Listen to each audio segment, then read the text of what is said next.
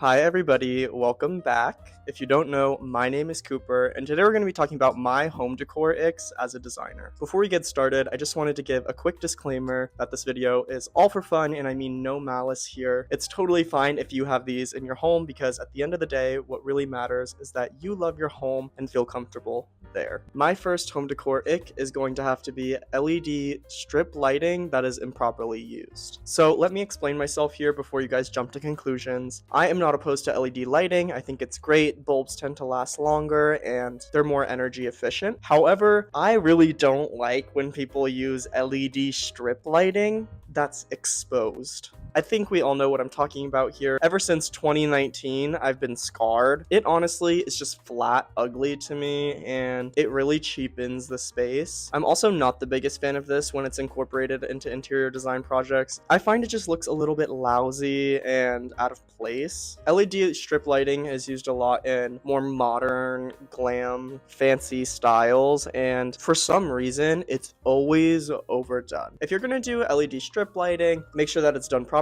and the strips aren't visible to the eye. But generally, I would just avoid this one. I find that it looks pretty bad, and I haven't really found a great use of it that I actually like. If you want to change the color of your lighting, or the temperature of it, or dim it, a great option here is an LED color changing bulb. I have these in my own personal apartment, and I think they're great. They kind of do everything that LED strip lighting does, but just without looking disgusting. So, opt for those if that's the vibe you want. My next home decor ick is going to be a little bit controversial, and that's going to be bar carts. When I say bar carts, I mean the ones with wheels on the bottom that have open visible shelving. They just are always done in this really weird style, and for some reason whenever I think bar carts, I always picture the IKEA rolling carts that people put in their bathrooms that are always filled to the brim with stuff and just are a complete disaster.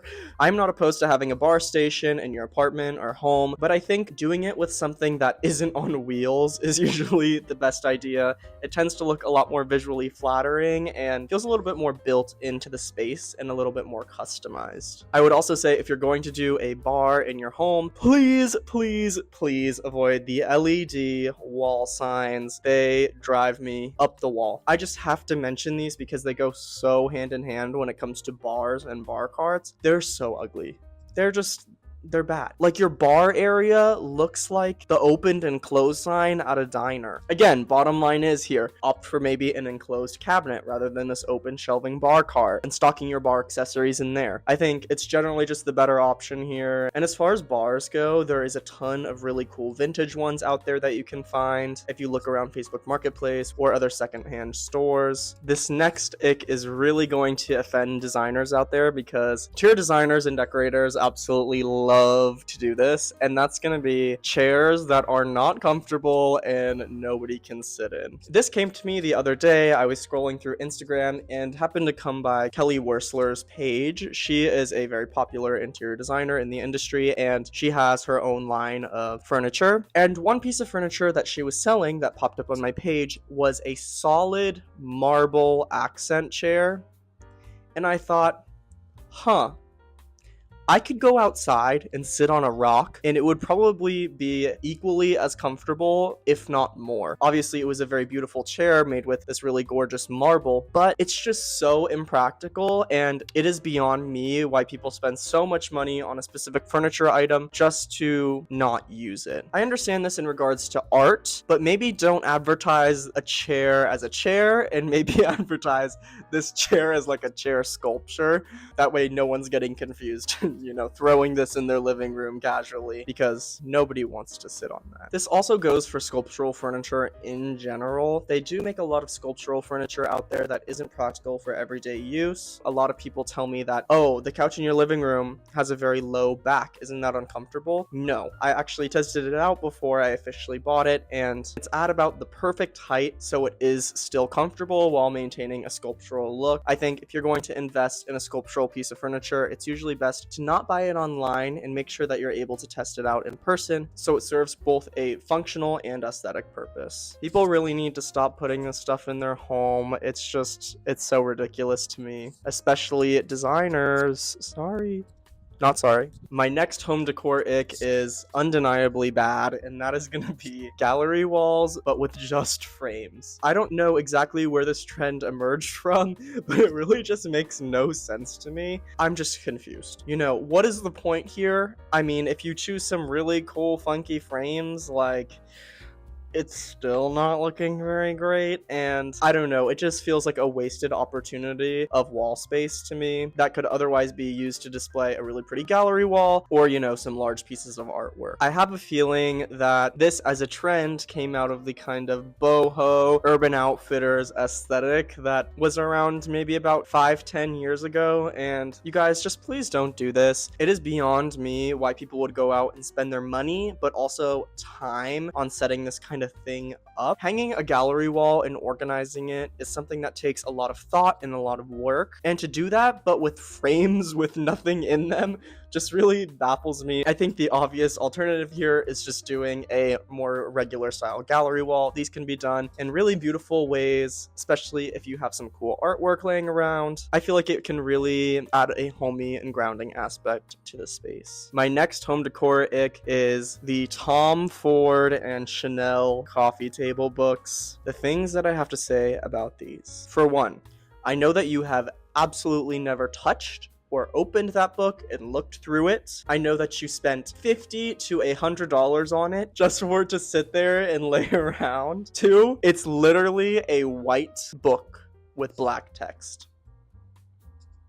These are the interior design equivalent of me of buying logo printed clothes from designer brands. I just don't get it. For some reason, I always find these books are in very poorly designed spaces, and specifically those spaces are created by people who insist that they are interested in design. I know I'm gonna get so much hate for saying that, but honestly, I feel like it's kind of true, and if not, whatever, let it go. It's not a big deal. My next interior design ick is throw pillows that have words on them. I think we've all seen the Ray Dunn font throw pillows that say live, laugh, love, or welcome home, or something along the lines of that. And to me, they're just a little bit silly. And in general, I should say that I'm extremely picky when it comes to throw pillows, and that's why I don't have any on my couch, because good ones I find are very hard to come by. I'm not exactly sure the mindset behind purchasing these pillows. Maybe it's to, you know, manifest or something like that. Honestly, I would not recommend that anybody buys these. They kind of remind me of like apartment building leasing offices or somebody's mom who shops at Home Goods, you know, bless her heart, but these are just a no for me. My next interior design ick is going to be decorative ladders. I think this kind of goes hand in hand with the throw pillows with text. So, decorative ladders. There's a lot to unpack here, because one, I'm confused at how this came about, given the fact that ladders are a very utilitarian item that are used for construction and practical purposes only. They're not something that's really seen as an aesthetic. But what drives me absolutely crazy about these is that they're never like practical or functional for any purpose. I've seen the ones that people push up against behind their toilets. I mean, at least those are serving a purpose. I still don't love them, but they're kind of just sitting there and taking up space. I actually have a funny story about this. I was visiting some family, and they had actually purchased a new house a couple years back, and I remember going into their kitchen, and they had very high ceilings in their space, and they had kitchen cabinetry that went from normal height all the way up to the ceiling, but it was a little bit odd given that the ceiling was so high. But what I noticed was that there was a rail that went in between two sections of upper cabinetry, and I was like, what? And then I noticed that there's a ladder on a completely different wall in which the rail does not connect. That's purpose was to access those upper cabinets. But the thing here that I found extra funny was that you had to go over to the opposite end of the kitchen, pick up this ladder, which is not light, by the way, walk it across the kitchen over to the rail for the ladder, attach it, and then suddenly you can use it for accessing those cabinets. It's things like this that just drive me crazy. It's just like, why. My last home decor ick is something that is pretty specific, but I think pretty important to look out for, and that's going to be pendants that are hung too low. So what I mean here is pendants that are hung so far down from the ceiling that they're basically at the level at which a table lamp would be. These I don't like mainly for the reason that the wire is so visible and it just tends to create a lot of visual clutter. Another gripe that I have with these is the fact that they are very expensive in the first place, and why spend all that money on a pendant light that goes down to the height of a table lamp instead of just,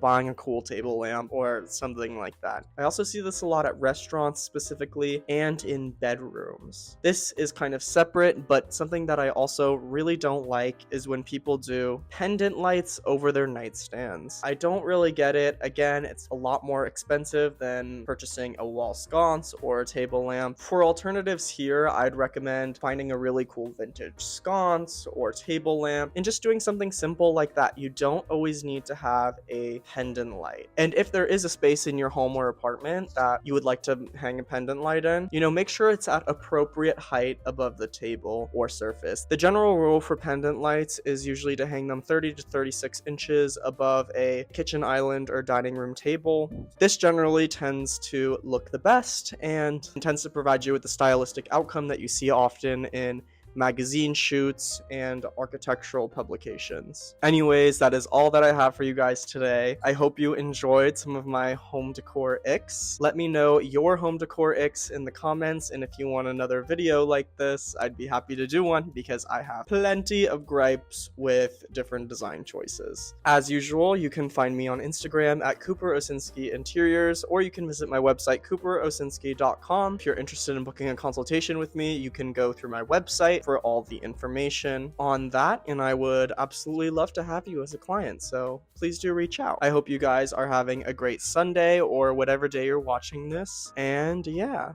bye.